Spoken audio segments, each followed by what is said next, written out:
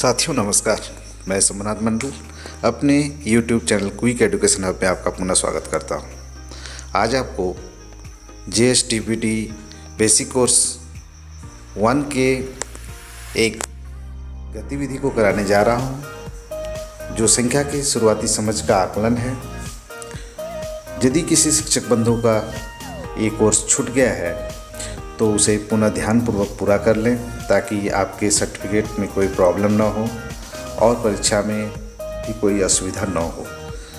तो 18 जनवरी में आयोजित होने वाली परीक्षा को ध्यान में रखते हुए आप इसे अवश्य तैयारी करें।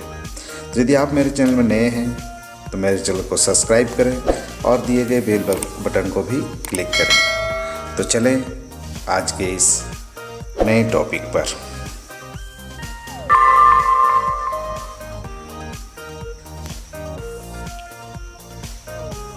संख्या के शुरुआती समझ में ये पहला प्रश्न है, छोटे बच्चों के लिए इनमें से क्या समझना ज़्यादा मुश्किल या अमूर्त है। इसमें 4 ऑप्शन है, जिसमें आप एक ही विकल्प चुन सकते हैं। पहला ऑप्शन है 8 पक्षियों को देखना, 8 चम्मचों को गिनना, 8 अंक को लिखना तथा पढ़ना और उपरोक्त सभी। तो इसमें जो सबसे सटीक ऑप्शन है वह है 3 नंबर, 8 अंकों को लिखना तथा पढ़ना। सबमिट कीजिए और आगे बढ़िए। अगला प्रश्न होगा आपके सामने, निम्न में से दी गई 2 गतिविधियां को पढ़ें। हम अपने आसपास की कितनी चीज़ें में 5 देखते हैं। इस संबंध में कहानी सुनना तथा बच्चों को 5 तक गिनती बोलने में मदद करना। 2 नंबर गतिविधि है, हम अपने आसपास की कितनी चीज़ें 5 के समूह में देखते हैं। इस संबंध में कहानी सुनाना तथा उन्हें ऐसी चीज़ों के उदाहरण चीज़ों और चित्रों में दिखाना और बच्चों से पूछना कि क्या ये 5 चीज़ें हैं। गतिविधियों पर आधारित सबसे सटीक निष्कर्ष चुनें। इसमें भी 4 विकल्प हैं, जिसमें आप एक ही विकल्प को चुन सकते हैं। पहला विकल्प है गतिविधि 1 अच्छी है, क्योंकि इसमें बच्चों को गिनती बोलने के लिए कहा जा रहा है। दूसरा ऑप्शन है गतिविधि 1 ठीक नहीं है, क्योंकि इसमें कहानी के कारण बच्चे संख्या 5 पर ध्यान नहीं देते हैं।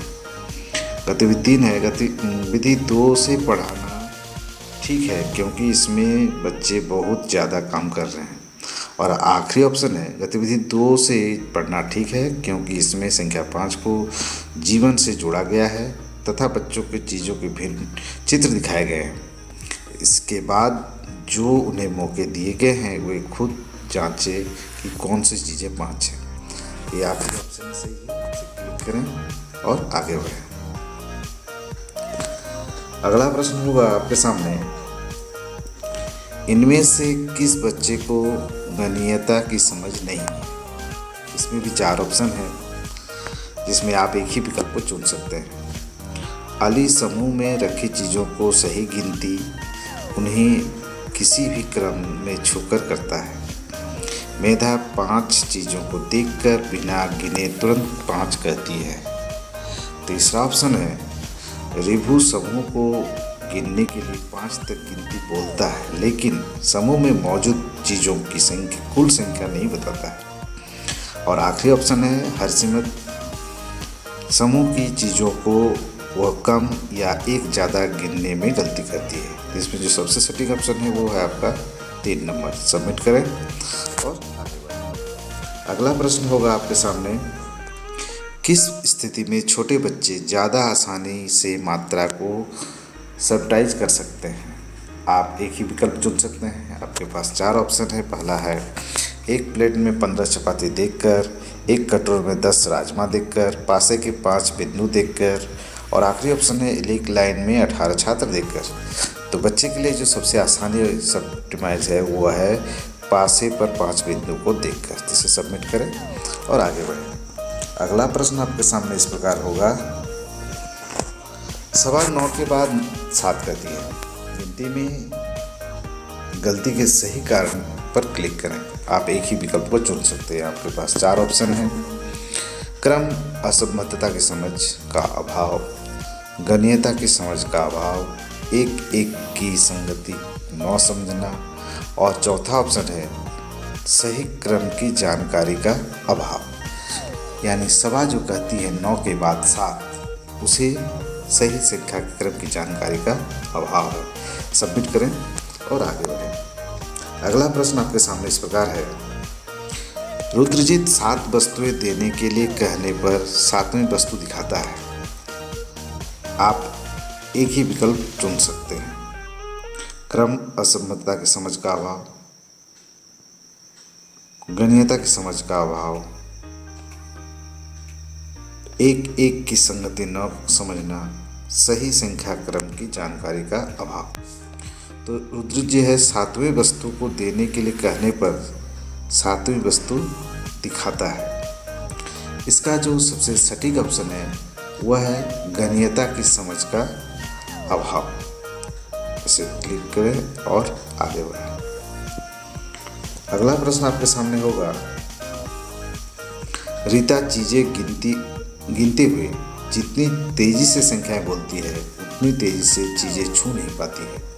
आप एक ही विकल्प चुन सकते हैं। इसमें विचार ऑप्शन है, क्रम, असंबद्धता की समझ का अभाव, गणियता की समझ का अभाव, एक एक की गिनती न समझना, सही क्रम की जानकारी का अभाव। तो इसमें जो सबसे सटीक ऑप्शन है वो है एक एक की संगति न समझना। आगे बढ़ते हैं। अगला प्रश्न आपके सामने ठीक इस प्रकार होगा, मानव दाएं से बाईं ओर ही गिनता है। अगर सीधी लाइन में न रखकर अलग अलग तरीके से चीज़ें रखी हो तो वो गिनने में गलती करता है। इसमें भी आप एक विकल्प को चुन सकते हैं। इसके ऑप्शन विचार हैं, क्रम, असम्मतता की समझ का अभाव, गणियता की समझ का अभाव, एक एक की संगति न करना समझना, सही संख्या क्रम की जानकारी का अभाव। तो मानव जो दाईं से बाईं ओर संख्या को गिनता है तो उसमें क्रम, असम्मतता की समझ का अभाव उसमें है। इसे क्लिक करें, सबमिट करें और आगे बढ़ें। अगला प्रश्न आपके सामने होगा और अंतिम प्रश्न होगा, विवेकपूर्ण गणना का चयन करें, जिसमें एक एक कर चीज़ें गिनना लेकिन संख्या नाम गलत बोलना, एक एक कर चीज़ को छूते हुए सही गिनती बोलना, अंत में आए संख्या का नाम पूरे समूह की मात्रा का इस्तेमाल करना तथा चीज़ें को कहीं गिनती गिनना शुरू करने पर भी उसे गलती न करना, और गिनते हुए संख्या को सही क्रम में बोलना लेकिन चीज़ों को जल्दी जल्दी छूना। तो इसमें जो सबसे सटीक ऑप्शन है वह है एक एक कर चीज़ें को छूते हुए सही गिनती बोलना, अंत में आए संख्या का नाम पूरे समूह की मात्रा का इस्तेमाल करना, समूह की चीज़ों को कहीं से भी गिनना शुरू करने पर भी गलती न करना। और इसे सबमिट करते हैं। इस तरह आपने सभी प्रश्न का उत्तर दे दिया। आपने ध्यान से वीडियो देखा, इसके लिए आपका बहुत बहुत धन्यवाद।